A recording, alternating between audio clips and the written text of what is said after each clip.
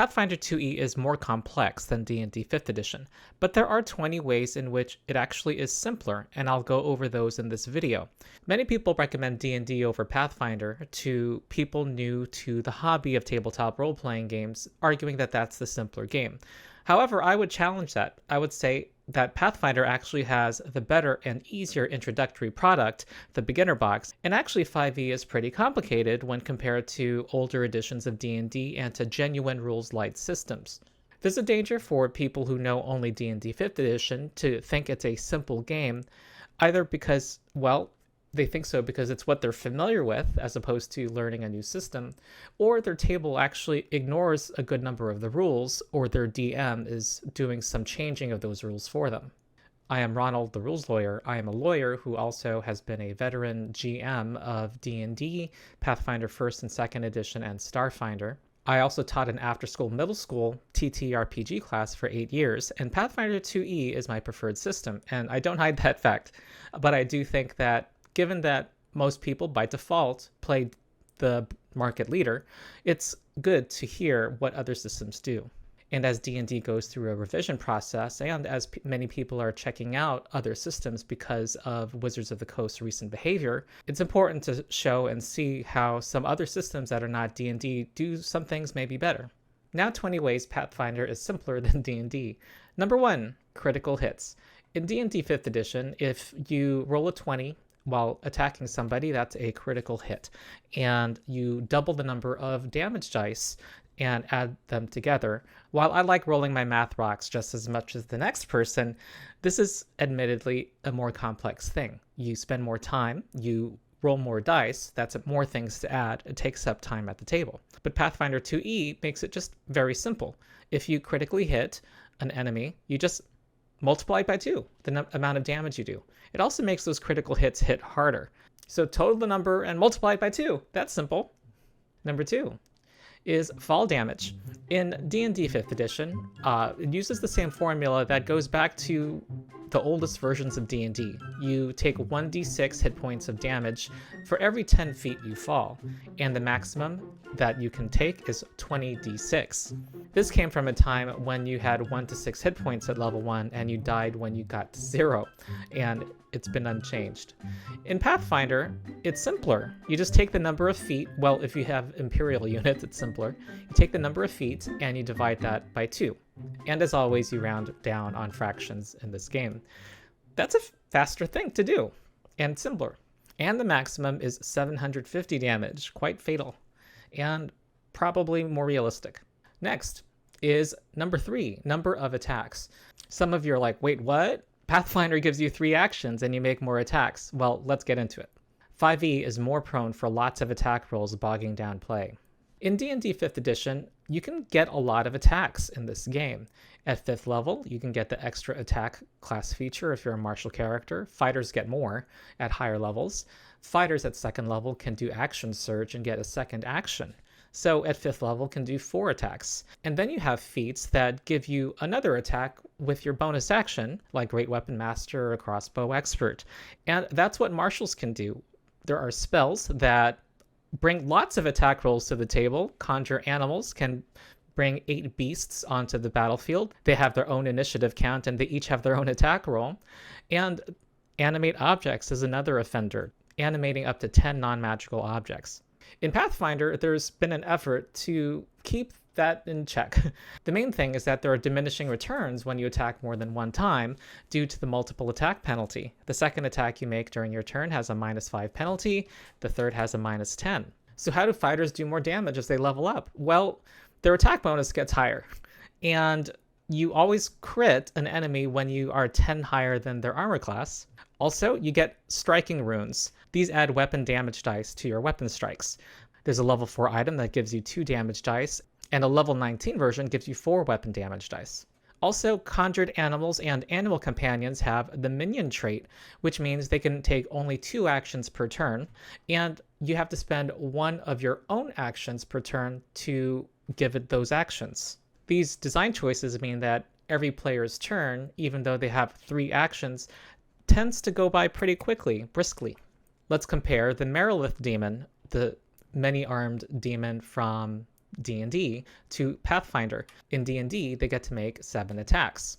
In Pathfinder, they can make many attacks also, but they have to be against different targets. And there is a way for them to focus them all on one enemy, but it's with a single die roll. Every additional arm she attacks with adds 1d8 damage. It's much simpler and faster to do at the table. Number 4 is related. D&D loves its dice. In D&D, if you buff an ally with a spell or use a class feature, it usually gives you another die to roll. Bardic Inspiration from the Bard gives you another 1d6 that you can roll, whereas in Pathfinder, the similar ability just gives everybody a +1 to add to their rolls. The Guidance spell gives you another d4 to roll. Pathfinder gives you +1. Bless gives another d4 to add. In Pathfinder, it gives you +1. And Bane is the same. You subtract a d4 in D&D, but you subtract 1 in Pathfinder. More dice means more time, and also more math.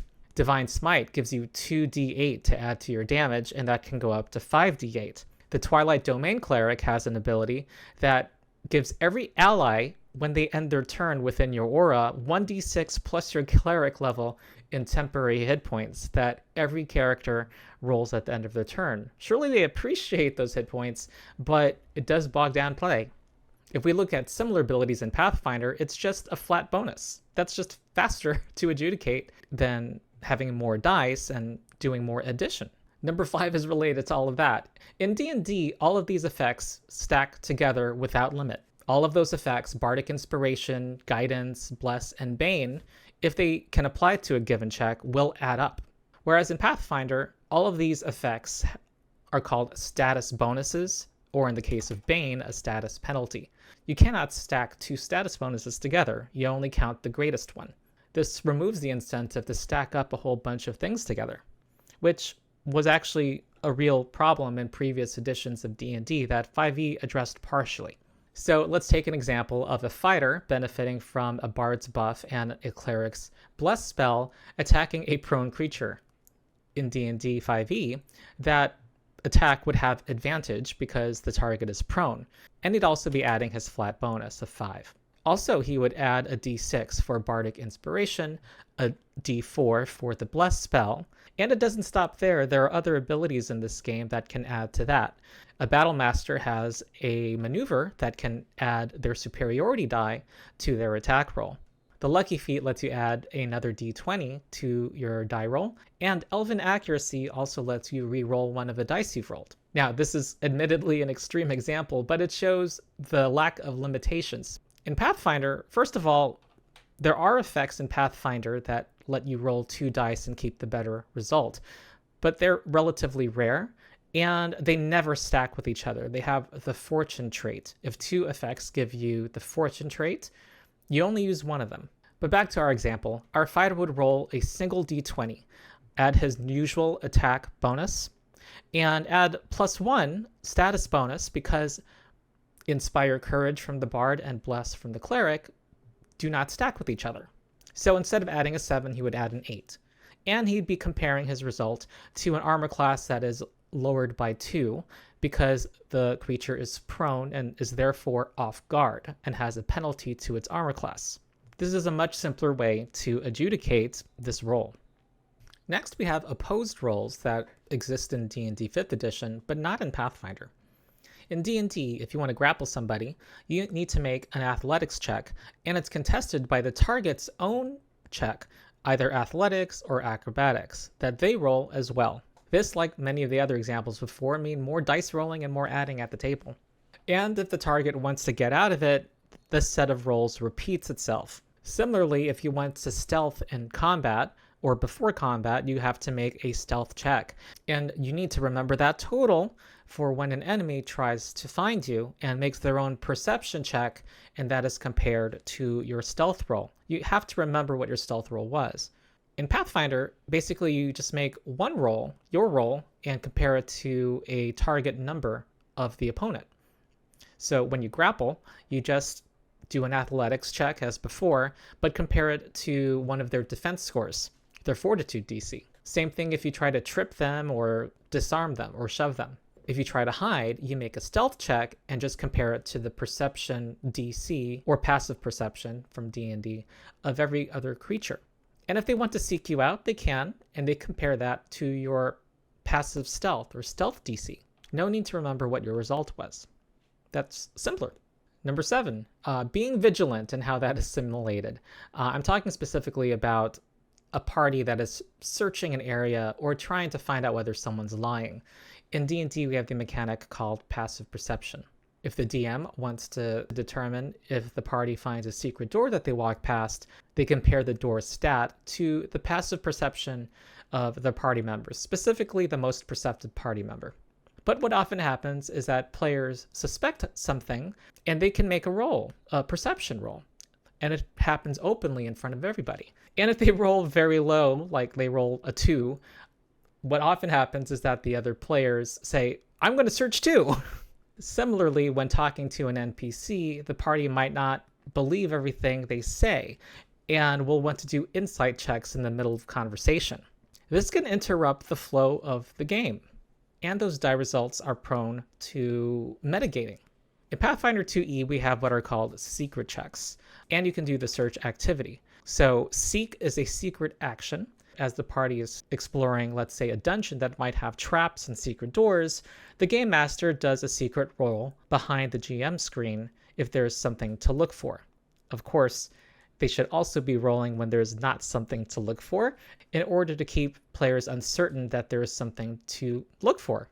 Okay, this is a mixed bag. The GM is doing some more rolls, but it does prevent a whole train of rolls from happening when somebody rolls openly and everybody piggybacks on it. And it also removes the burden from players from having to say, I search this, I search that, because they can just tell the GM what they're doing, and the GM does a roll only when it matters. This also can be used in a conversation. There is the lie action. It's a secret check. The GM can be doing some secret rolls behind the GM screen while portraying a non-player character. Keep them guessing. Number 8 is the economy. In D&D 5th edition, you don't have prices for magic items. You get rarities. You get a range of prices to assign magic items according to their rarity. It's a big range. It can be 500 or it could be 5,000. This means uncertainty for everyone. It's not clear what that 1,000 gold the party finds, what its actual value is going to be. It means relatively little guidance for the dungeon master on where and when to place treasure. And if the DM allows shopping for magic items, the players need to always ask the DM, is this item available in this settlement? And if so, how much does it cost? Items that have a big impact on gameplay, like +1 weapons, the game tells the DM are available to character levels of 1st or higher, which is not really helpful. Winged boots are also hugely impactful and are also classified as uncommon, available to 1st level characters and higher. They basically give you at-will flight. And both of these items are cheaper than full plate, which is 1,500 gold. So even the rarities and prices that they give are not very helpful to the DM and for tables. In Pathfinder, there are prices for everything, and they are given levels. Here's the list of 5th level permanent items from the core rulebook. So now it's transparent to the players how much that 1,000 gold they find is and what it can get them. The game master can tell the players, you're in a 5th level settlement. You can get anything up to level 5. That is a common item. The party can work out what items they buy between sessions by email or Discord. It's a big simplification of play. And in the case of our +1 weapon, there's a +1 rune, which is a level 2 item that is 35 gold pieces. And winged boots are a level 10 item that costs 850. So no guesswork is needed. The GM, of course, can vary these prices, but I've never heard of any table wanting that. They appreciate the simplicity and transparency of having set prices for items. Okay, next is Encumbrance. In D&D, you track the number of pounds of the items that you're holding, and you have a carrying capacity of your strength score times 15. Items are graded according to their weight. A blanket's 5 pounds, a book is 5 pounds. That's a lot of adding. Pathfinder simplifies this by making it bulk. First of all, the number's smaller. It's just 5 plus your strength modifier. But also, bulk values are much easier to deal with. Some items have a whole number, like full plate, which is 4 bulk, but many of them are light items. And light items, if you have 10 of them, equal 1 bulk. And if you have less than 10, you don't count that. You just basically round down. And a lot of items do not have any bulk at all. So if you have an adventurer's pack and a book, in this case, that's 1 bulk and 1 light bulk. So you just round that down to 1. It's much easier to deal with. Some people watching might be thinking, well, Encumbrance is a variant role. It's optional. That's true, but carrying capacity is a default role that all tables are supposed to be theoretically enforcing. Number 10, Exhaustion. In D&D, you have a track that you go down when your exhaustion level increases, then you get an accumulating number of things that are bad that happen to your character. Each row has a different effect and affects different things. It makes it hard to remember. Whereas in Pathfinder, we have conditions that just have a numerical value. If you're sickened, you get a status penalty to all of your checks and DCs. DCs include your armor class, your spellcasting DCs. Quick and simple. And there is a condition that simulates physical exhaustion called Drained. Drained is in a family of conditions that represents something like ability score damage from 3rd edition D&D. This is the one that affects constitution-based things. So in addition to a penalty to your fortitude saving throws, it affects your hit points. Other conditions in that family are enfeebled, clumsy, and stupefied. But all of these conditions just give you a numerical penalty. And also its effect is consistent to all characters as well. Many spellcasters don't really care about exhaustion until they're dead. So there's some mechanical consistency and elegance to these conditions too that make them easier to deal with at the table. Okay, next is resource tracking. There's more resource tracking in D&D, surprisingly. In D&D, barbarians have to track how many rages they've done that day. Monks have key points. Rangers have spell slots if they want to use Hunter's Mark. Battlemaster fighters have to track superiority dice. Whereas in Pathfinder, all of these things are at-will abilities. Marshals don't have to track spell slots for their abilities in Pathfinder. There's a lot more abilities in D&D that recharge in short rests, such as the fighter's second wind, action surge, a cleric's channel divinity, a druid's wild shape, and many others. And then there are those that recharge on long rests, like hit dice, which every character has, bardic inspiration, sorcery points, everything based on your proficiency number that came out in later splat books, especially Tasha's Cadron of Everything, and many others. And I also found while DMing 5e that tracking wand charges is a thing. Like there's this number that goes up and down. In Pathfinder, martial abilities are at will.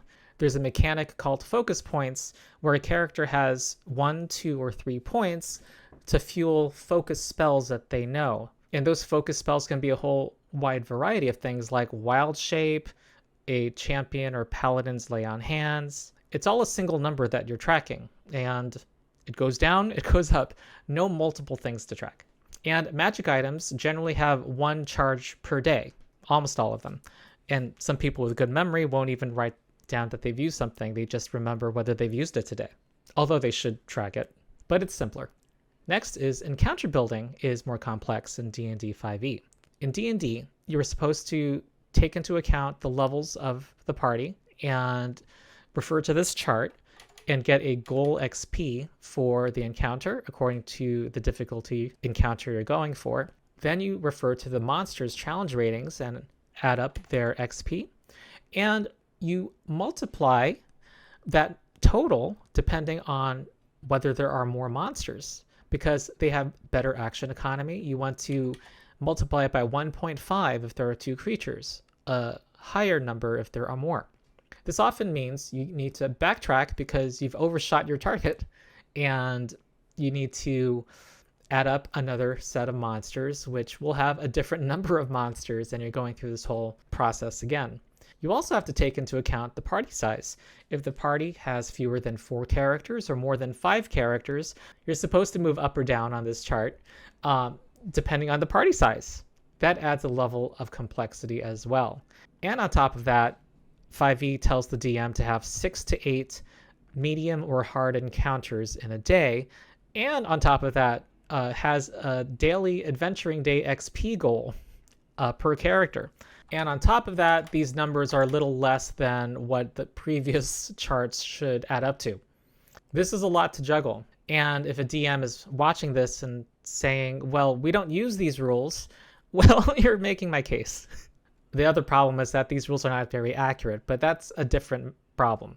It's more complex to make a balanced encounter, but that is a whole other can of worms. In Pathfinder, you have this chart where you assign an XP value to each monster, and it depends on their level compared to the party's level. And you add them up to come up with a trivial, low, moderate, severe, or extreme encounter. That's it. There's no other steps, and it actually is pretty accurate. Now, I would only add that game masters should read the description of each level of encounter and take seriously what it says. There's a habit coming from previous editions, not just 5e, but also Pathfinder 1st edition, of disregarding the label the system gives an encounter. A 5e encounter that's called deadly is actually not that deadly. But here you want to take these descriptions seriously. And also a moderate encounter that includes a solo boss, party level +2, is actually called a moderate or severe threat boss. So take these descriptions seriously. Okay. Number 13 is multiclassing is simpler in Pathfinder. In D&D 5e, you get a level from another class, but there's a lot of rules that you have to be mindful of. There's a section in the book about these requirements and restrictions. You have to have minimum ability scores, not only of the class level you're gaining, but in your base class. You only get so many proficiencies from that class. Also, there are exceptions for things like extra attack, other class abilities, and finding out what your spell slots are after you multiclass is pretty complicated. You want to add fractions of levels from classes that are not full spellcaster classes to find out where you fall on this chart. And this is different from the spell levels you get access to from your class levels. You might have access to 3rd level spell slots, but you might have access only to 1st level ranger spells and 2nd level wizard spells. And there's a paragraph on how the Warlock's Pact Magic class feature interacts with all of this. Also, you probably lost progress in your initial class, which complicates decision making on whether you want to multiclass in the first place. In Pathfinder 2e, you don't actually multiclass, you take feats from other classes via something called archetypes. And not all archetypes are based on a class. And archetypes are basically feat trees. What happens is, okay, here's the chart of what a rogue gets from level 1 to 20. And at every even numbered level, they get a rogue feat. They can forego a rogue feat in order to take an archetype feat. In this case, a rogue can start to pick up wizard abilities. Here are some feats in the wizard archetype that they can take that maybe they take at levels 2, 4, 6, and 8. Okay, there is a prerequisite to pick up the dedication, Intelligence 14. You don't have to worry about your minimum score in your base class. But what you gain is what's listed in this paragraph and nothing more. You just read what the feat gives you. And that's true for all of these feats. And meanwhile, you still progress in your main class when you pick up these archetype feats. Our rogue might decide to take 10 wizard archetype feats and no more rogue feats, but they still get Master Strike at level 19 that lets them paralyze, debilitate, or kill a foe. This simplifies decision making when thinking about multiclassing, quote unquote. Do you want to get an animal companion? Take the Beastmaster archetype. Do you want to get Attack of Opportunity? The fighter archetype is what you want. And you could take multiple archetypes over the course of your career while still advancing in your main class. Number 14 is surprise. In D&D, surprise is adjudicated separately from awareness of your foe. Let me explain. In D&D, the first step when a combat begins is to determine surprise. If a creature is surprised, they cannot move or take an action on their first turn of combat, including reactions. Those are not allowed either until their first turn ends. So if some goblins ambush a party in a certain encounter at the beginning of a certain adventure, they may very well surprise the party. However, if one of those goblins runs up to one of the party members with a melee weapon, they actually stop being hidden to the party member and do not have advantage when attacking that party member. because they can see you. This can lead to situations that are pretty damn confusing. In this actual play, I'm not sure if some of you are familiar with Critical Role. I keep seeing it coming up with an assassin rogue, a lot of confusion about surprise and advantage and sneak attack. Oh, sorry. Yeah. Sorry, advantage. Advantage, thank you. 11 for the first. 10 for the second. And 8 for the third. This includes sneak attack damage? Does You it? said it did. You have get sneak advantage. attack. No, yeah, because it's advantage. You don't have surprise. Right, but because I have advantage, I automatically have sneak attack. So yes, sneak attack on the first. Yeah. The first one was, okay, so It was 10 plus whatever the dice roll is. I rolled a full 4, so that's 4 to 8. Plus 8 Yay. is 13, 19, 24, 28, 32, 34. That's better. That's the dice, 34, so 68 plus 7 is 75. 68? No. You doubled the dice, yeah. If it's a surprise, you... Okay. A sneak attack, sorry. I always get this Yeah. fucking shit confused. This also shows the doubling dice problem too. Sorry, here's another one. Roll the... And if I'm hidden, it's a surprise, right? On that guy? You tell me. No, it's a sneak attack if you're hidden. Oh, okay. A surprise round is if they have no idea I thought that it you're was there. high. Okay, good. Yeah. Fine. Love it. Okay, so what does Pathfinder do? There's no surprise condition. There's no condition of being surprised where you stand there and are unable to act. Basically, if they're not aware of you, then you just use the rules for them not being aware of you. There's no additional condition. An enemy becomes hidden or undetected to you by successfully hiding. You then become flat-footed, or it's going to be called off guard in the remaster, to that foe, and you get a -2 circumstance penalty to your armor class. And if they have sneak attack, it triggers because you're off guard. So those are kind of the rules for surprise and sneak attack in this game. It's definitely simpler. Okay, next is invisibility. It's simpler in Pathfinder. In D&D, you get these advantages if you have the invisible condition. First, you are heavily obscured for the purpose of hiding, which, okay, I don't even know what that means mechanically. Okay, if you're already invisible, what do you gain by hiding? It's not clear from the rules, so there's that issue. And attack rolls against you have disadvantage, and your attack rolls have advantage. If somebody benefits from the see invisibility spell, it says that they see invisible creatures and objects as if they were visible. However, you still benefit from the invisible condition, and I'm going to show a clip from lead designer Jeremy Crawford about this. It's a question on invisibility. I actually saw this pop up in a few different places, but this was the first version of this question I saw. The invisible condition has the isolated bullet point. Attack rolls against the creature have disadvantage, and the creature's attack rolls have advantage. This means that see invisibility and other non-sight senses don't stop the advantage on attacks from being invisible. Is this intended, assumed to be ignored, or a target for future errata? So I love this question. It really drills into that specificity I was talking about earlier.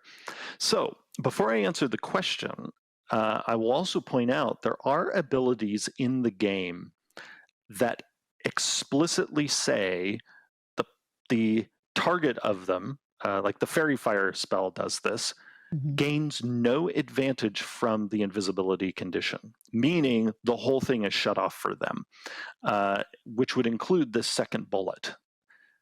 But if you're in a situation where that bullet is not explicitly shut off, and the questioner is astute in noticing that bullet does not explicitly rely on others being incapable of seeing the invisible person, because we know in D&D, this multiverse of magic, there are cases where you might actually be able to discern an invisible person through some means.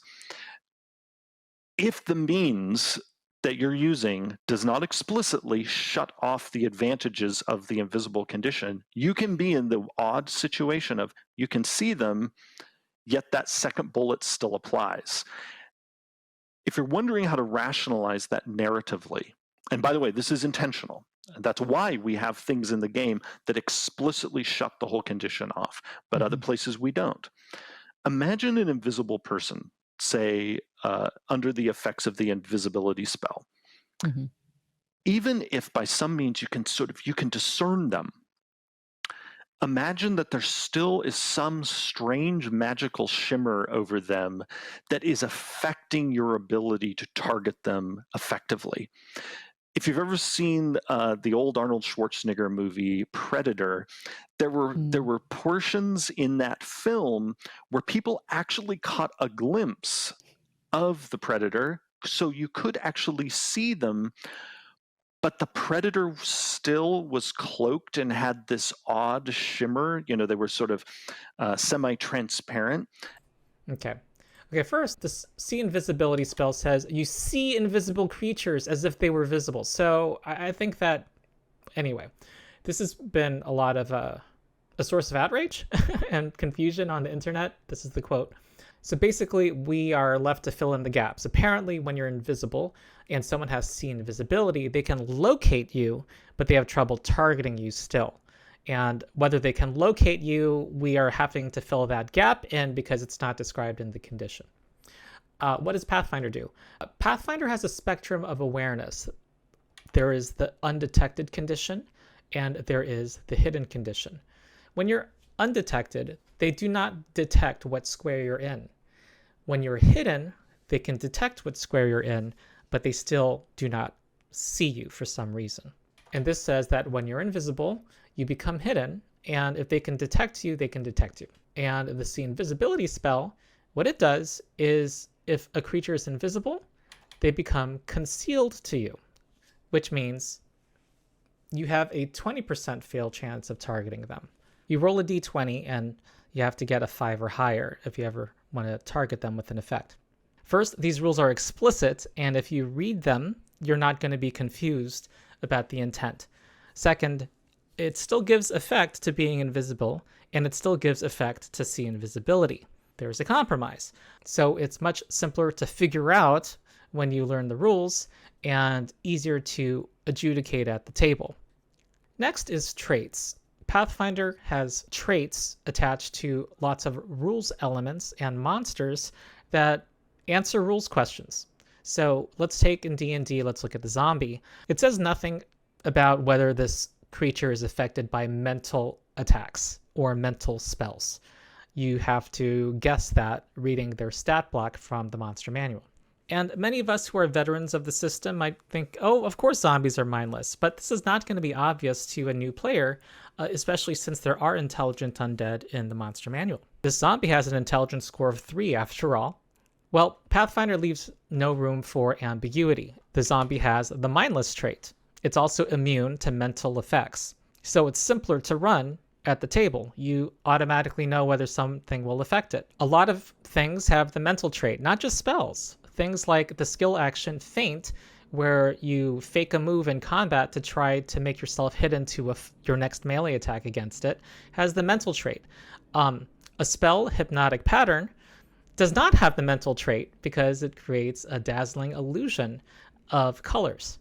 So that will affect the zombie. Meanwhile, illusions in Pathfinder, it says some have the mental trait. Some illusions actually do affect your mind and others don't. And that is spelled out in the rules element, whatever it is. So we have a spell called Phantasmal Killer, gives you an illusion of your worst nightmare. And this will not affect the zombie because it has the mental trait. And because it has the death trait, it's immune to death effects. And also it's not a living creature. At the same time, it does not have the visual trait. Even though it says phantasmal image in the spell description, it doesn't have the visual trait. So that's going to answer our question of whether it affects someone who's blinded. So let's say that goblin is blinded by the cleric.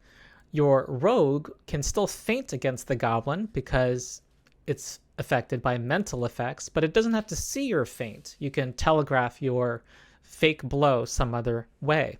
Meanwhile, it's immune to the bard's hypnotic pattern because it can't see it, and the wizard can affect it with Phantasmal Killer. There is a learning curve to knowing these traits, but as you can see, that There's not a lot to learn in the case of these traits. There are other traits that are more complicated. But once you know the language of the system, it's able to convey a lot of information with just a single word, making the game easier. You don't have to look up Jeremy Crawford tweets to run your game. Okay, number 17 will surprise many. Advantage and disadvantage. It can lead to complexity in D&D 5e. This will surprise many because it's often vaunted as a simplification of what came before it, of the many bonuses and penalties that would add up together and lead to the accusation that Pathfinder was Mathfinder, which was also prevalent in 3rd edition D&D. You can have a lot of things that add up that you have to track, and it changes every turn, blah, yada, yada. Advantage and disadvantage just folded all of that into a single thing. And if it's an effect, you roll 2 dice and you keep the higher or the lower. Simple. Or so it seems. It is simpler, but it's often gamey in actual play. And I'll explain. First, it's not always intuitive what conditions apply to it. You can be grappled by a pro wrestler, but you are no easier to hit, and you can attack any creature just as well as if you were not being grappled by a pro wrestler. Whereas if you ate some bad food this morning and you were poisoned, you are easier to hit and you have a harder time to hit foes. Also, it's not intuitive that multiple instances of advantage and disadvantage just cancel each other out. So let's say your rogue is invisible, has dark vision, and is in the dark, and their target's unconscious. You won't ever get sneak attack against anybody because you are poisoned. And ranged attacks are weird. There's a lot of weird things that happen. You have disadvantage if there's a foe within 5 feet of you, but not if they're 10 feet away from you, even if they can reach you with their long reach. They have to be adjacent to you. And if you are targeting an enemy over there who's prone, that grants advantage to you unless they are 10 feet or more away from you. Then it grants disadvantage, the opposite. So now our archer has 2 instances of disadvantage against the creature. Now let's take away the troll and start off with the clean slate.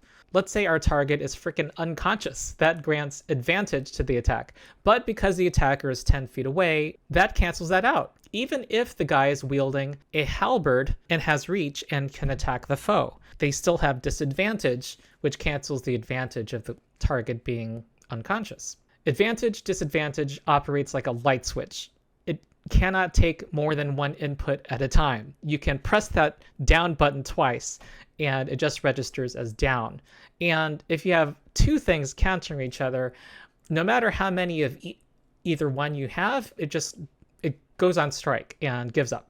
From the DM side, there's a lot of responsibility and weight to your decision of whether to give someone advantage or disadvantage. It has such a huge impact. You're almost being asked to decide whether a roll succeeds or fails. The DM kind of feels like they're being asked to build a model, simulate a reality with mittens on, with a very crude tool. And I'm going to give some other examples that only exist in the rules of advantage, disadvantage, and don't comport with what's going on in the fiction. So here we have a goblin rogue who has dark vision, who doesn't have any problem seeing their mark in a dark room. And their mark is restrained, they're bound and gagged, they're unconscious, and so that's several instances of having advantage. However, unfortunately, the target has invisibility cast on them, and so this rogue will not get sneak attack. And it doesn't matter, as we saw earlier from Jeremy Crawford, whether that rogue has see invisibility cast on them. They will never get sneak attack damage against this invisible creature, even though they can see them. And remember our situation where the archer had someone bearing down on him and they're trying to target someone a distance away on the ground? Well, that's 2 instances of disadvantage. Well, one way to solve this problem is to cast darkness on the whole area, because even though the archer has all these instances of disadvantage and now a new one's added, the target on the ground is now blinded and attacks against it have advantage. So that cancels everything out. You might not be able to see him anymore, but at least have a better chance to hit him. This also works defensively. Let's say our archer is being attacked by wolves, animals who have evolved to track their prey over long distances by scent alone, who are dangerous in groups. Well, let's say these wolves approach our archer and benefit from pack tactics. They now have advantage on attack rolls against our archer. Well, the best way to defend against these wolves now is to cast darkness on the area so that everybody is blinded and has disadvantage on their attacks. The wolves' advantage is now countered by this disadvantage. Everyone's now in an equal playing field. It doesn't matter that the wolves have a highly evolved scent. Now, before I go into what Pathfinder does, you may be wondering to yourself, are there other systems, other ways to have a simple approach like D&D 5e that doesn't have these janky results? And I'll just point out a couple. It is possible. Call of Cthulhu has something similar to advantage and disadvantage, but it allows advantage and disadvantage to stack. Also, it's not the only tool in the Keeper's toolbox. There are many ways to apply numerical bonuses and penalties, so it's not the only tool for the Game Master. Another system that I've read about and like is Shadow of the Demon Lord. It has a system of what are called Banes and Boons. They can stack with each other, and if you have a boon, you get to roll a d6 and add that to your d20 roll. If you have multiple boons, you roll multiple d6s, and you only use the highest of the d6s. Banes work the same way, but in the opposite direction, and they cancel each other out. 3 boons and 1 bane result in 2 boons, rolling 2d6 and using the highest of the d6 and adding that to your d20 roll. I believe this is also considered a mid-weight fantasy game that people of 5e might be interested in. There's also a Kickstarter that removes the darker themes called Shadow of the Weird Wizard that some of you might be interested in. So, what does Pathfinder do?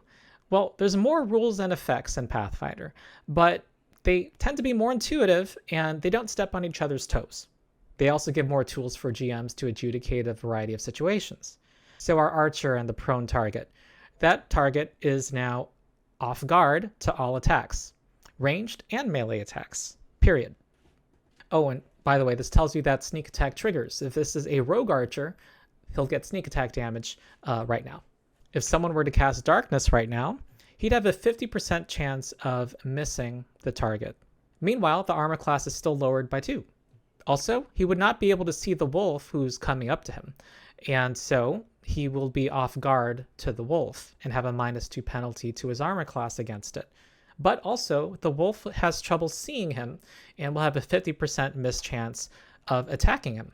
Both you and the wolf have trouble targeting each other with that 50% mischance, but the wolf has the special scent ability. It's an imprecise sense. You are hidden to the wolf, but he can detect you. He knows what square you are, even if you try to sneak away.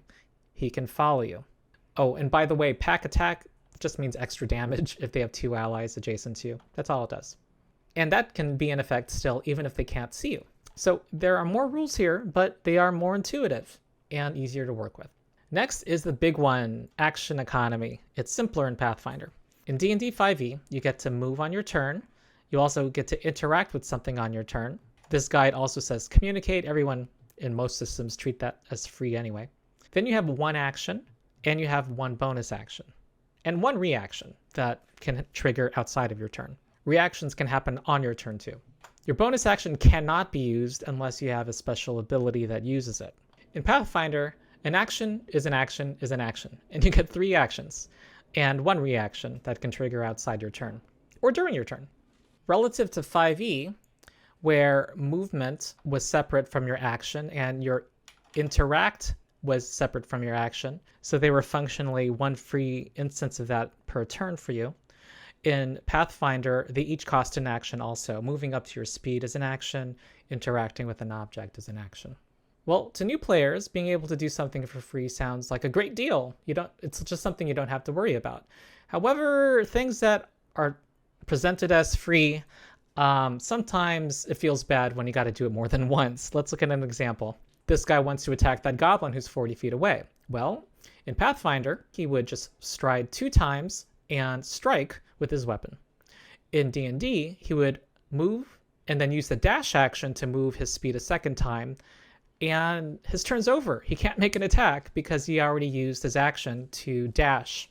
Meanwhile, he's wasted his interact and bonus action. They were just lay fallow during this turn. Basically, what was once an afterthought to you before you started to try to do more things on your turn now costs you your main action for your turn. What if our fighter wants to switch weapons and attack this goblin instead with his bow? Well, stowing away the weapon, pulling out his bow, both interact actions, then he gets to fire his bow with a strike. In D&D, those two interactions require him to use an object action, and now his turn's over, and he can't make an attack. Now, many tables will house rule this as a bonus action, but that's a house rule, and it's the DM and the player making up something that the rules should be providing.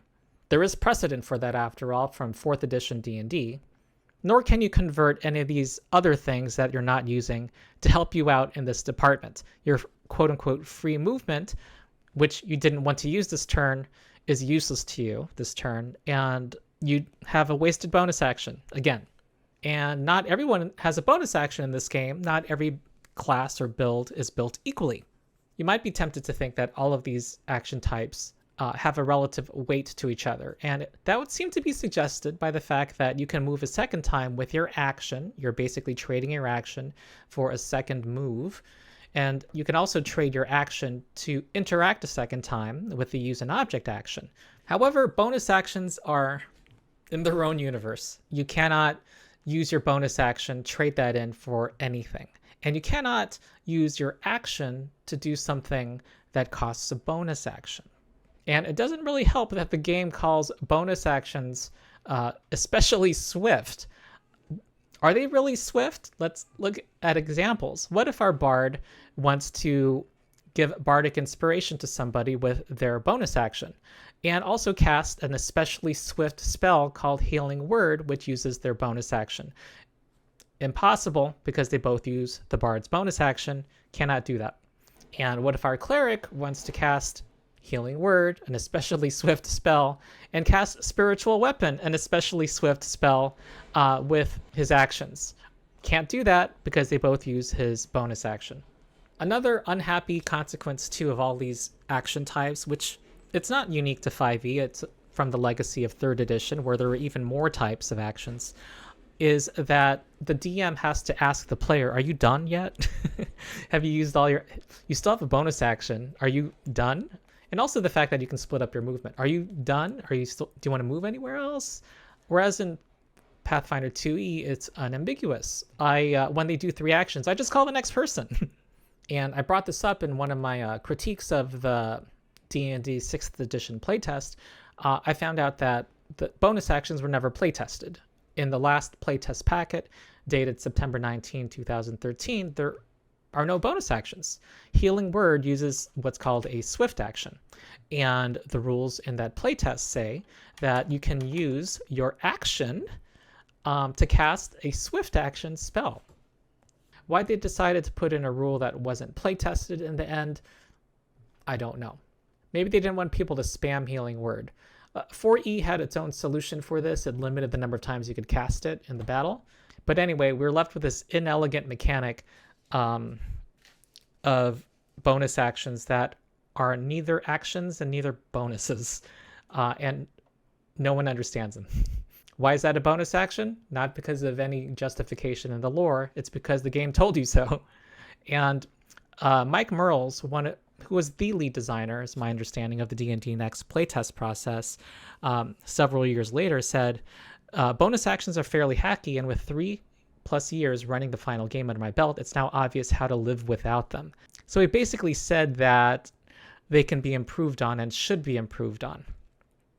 But in D&D 6th edition, we have heard nothing after 8 playtests now, quote-unquote playtests, that they intend to do anything about this issue. Number 19, spellcasting is simpler in a number of ways than Pathfinder.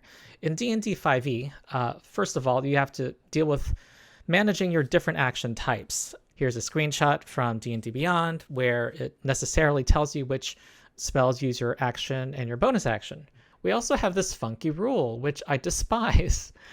If you cast a bonus action spell on your turn, you cannot use your action to cast the spell unless it's a cantrip. This still trips me up after many years, and trips up many tables. It's convoluted, and when you need to plan your turn, you have to think about it from the start of your turn. If you plan to do your bonus action spell at the end of your turn, that limits what you do before that, and that's weird.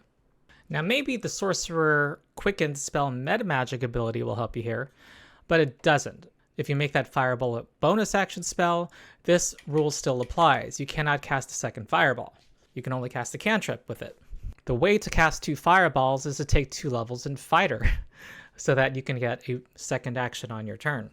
And if you're using Action Surge to cast multiple spells on your turn, don't do a bonus action spell because that means both of your action spells must be cantrips. This especially swift spell, bonus action spell, shackles the rest of your turn and doesn't make any in-world sense. In Pathfinder, you just have to worry about the number of actions the spell uses to cast it. And you can have more than 1 spell per turn, so long as you have enough actions. Our bard can inspire courage with 1 action. This is the single action symbol. And also cast Soothe, a 2-action spell to heal an ally. Our cleric can cast Heal, which as you can see has a variable number of actions, 1, 2, or 3. They each have a different effect. Can cast a single action heal and also cast Spiritual Weapon, which uses 2 actions. But you might want to spend 2 actions so that you can cast Heal at range and heal more hit points, or the 3-action version, which heals all living creatures in a 30-foot emanation and harms the undead. There are other spells that cost 3 actions, and some cost 6 actions. In the case of this spell, Horizon Thundersphere, which is Pathfinder's version of Kamehameha, you can use 3 actions on 2 consecutive rounds to get a uber effect that causes a ball of lightning to explode around your target. Very cool. So Pathfinder doesn't use action types and meta rules to balance the spells. It just makes certain spells cost more actions. Number 20 is kind of related. It's about the concentration mechanic. In 5e, you can only have 1 spell that uses your concentration slot, you can call it, at a time.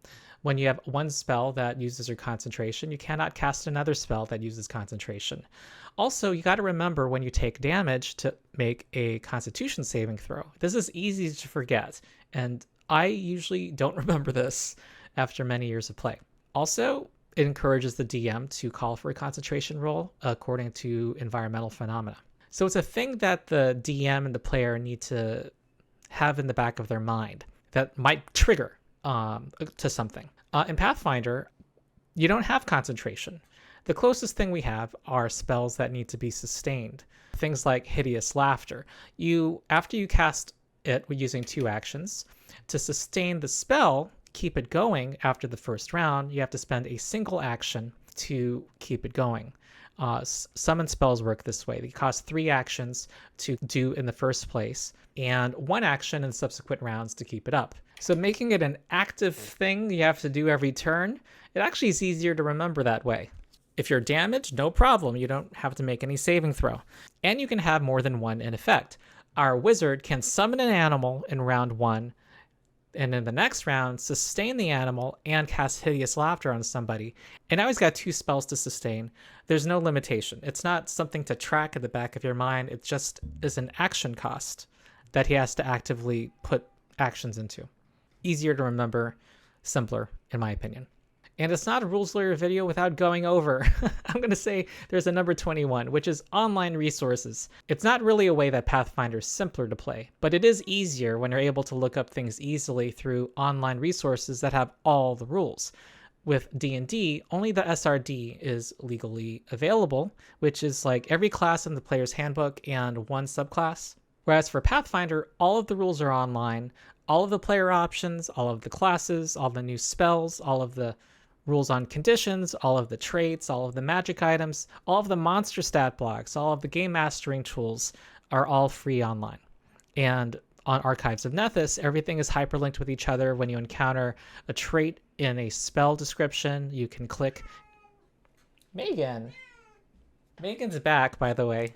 And also, every time a new book comes out, Archives of Nethys updates very fast. So if someone has a phone at the table and someone needs to look up a rule, easy to find. Okay, time for a Ronald the Rules Lawyer closing statement. Pathfinder 2e has a level of crunch that not all players of D&D 5e are interested in. 5e overall is the simpler game. However, it's not a rules light game. In the spectrum of tabletop role-playing games, D&D is on the heavier side. There's a lot of rules light games out there. Many of them use the Powered by the Apocalypse system, which I've tried. The closest thing to D&D in this family of games is Dungeon World, which I've played and enjoyed. But these games are called narrative first, where it's a conversation between the game master and the players. That trumps the mechanics, and the mechanics are to serve that conversation. You can attempt something, but a regular success often means you succeed at it at a cost. You might succeed at defeating that monster, but you broke a limb, and that affects the future conversation, and that affects the future story. You don't have to engage with an abstraction like hit points that defined powers that are hard-coded affect and increase by discrete numerical values. The narrative, the shared thing you imagine together, is front and center, not numbers and mechanics. D&D 5e advertises itself as rules light and accessible when in reality it's a quite heavy game with a lot of crunch and complexity. And compared to other crunchy systems, not just Pathfinder 2e, it has holes in its crunch that the DM is asked to fill. It can lead to a kind of worst of both worlds situation, where unless you have a very skillful table, it can lead to a mediocre combat engine and a mediocre narrative gameplay. And if a table is able to create an excellent experience of either, it's because they've done it and not with much help from the system. So I like to think and demonstrate points through examples. So here's one example. The Adult Red Dragon in 5e. It has a challenge rating of 17. And it has this Frightful Presence ability, forcing everyone within 120 feet, so pretty much everybody, to make a wisdom saving throw or become frightened. And they need a 19. And your fighter, the way D&D works, might only have a wisdom saving throw of 2. And they're likely going to fail this. And frightened is a very bad condition. It makes you have disadvantage on your attack rolls if the source of your fear is within line of sight. And you cannot willingly move closer to the source of your fear. For this flying dragon who has a fire breath, it might take this fighter out of the battle. And let's look at the language. You have disadvantage on ability checks and attack rolls while it's within line of sight. So if you can block line of sight, you're no longer frightened. So maybe a wall of stone blocking your side of the dragon will help you attack a second creature. And it affects ability checks and attack rolls, not saving throws. And ability checks and attack rolls are their own definition. Counteract checks are ability checks, for example. This is all kind of crunchy. Whereas in Powered by the Apocalypse, the GM might tell you to make some kind of willpower check that pushes forward the narrative. You might run away temporarily, or you might stay, but at a cost. In Pathfinder, we have the dragon, which also has a Frightful Presence ability, which gives you the frightened condition. And frightened just gives you a numerical penalty to all of your checks and DCs. I prefer this for 2 reasons. First, it's elegant. It can simply refer to something else in the rules that we can all understand and has been defined elsewhere that is actually pretty simple. It's just a status penalty to all of your checks and DCs. Also, what's cool is that it actually ticks down at the end of each of your turns. It creates an arc. That dragon is probably going to debuff the whole party at the beginning and do its initial breath weapon, and you're going to be scrambling to grab victory from the jaws of defeat. And this is also like the advantage-disadvantage problem. Pathfinder avoids having a single effect determine the outcome. This has in its own crunchy and numerical way, a way to succeed at a cost. It doesn't end the story, but it becomes the jumping off point for a story. 5e had the goal of being approachable and easy to learn, and in 2014 it accomplished that in relation to earlier editions, and including Pathfinder 1st Edition, which was the market leader for a moment at the time. I myself enjoyed 5e in 2014 for its ease of use. It was easier to DM, and I appreciated the explicit license given to DMs to make the calls. But that doesn't necessarily make it an easier game to run, and it also doesn't mean that there isn't room for improvement. They're now working on a new edition, and they're running out of time, and they don't seem to be focused on addressing clunky or unnecessarily complex parts of the rules. Pathfinder was designed after and had the advantage of being after. It was published in 2019. It drew lessons from previous editions, including Pathfinder 1e, 5e, and 4th edition D&D.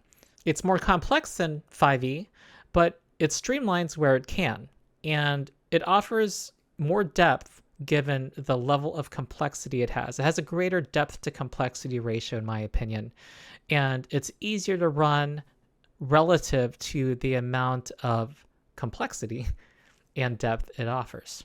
So that's it. Are there other things in Pathfinder I missed?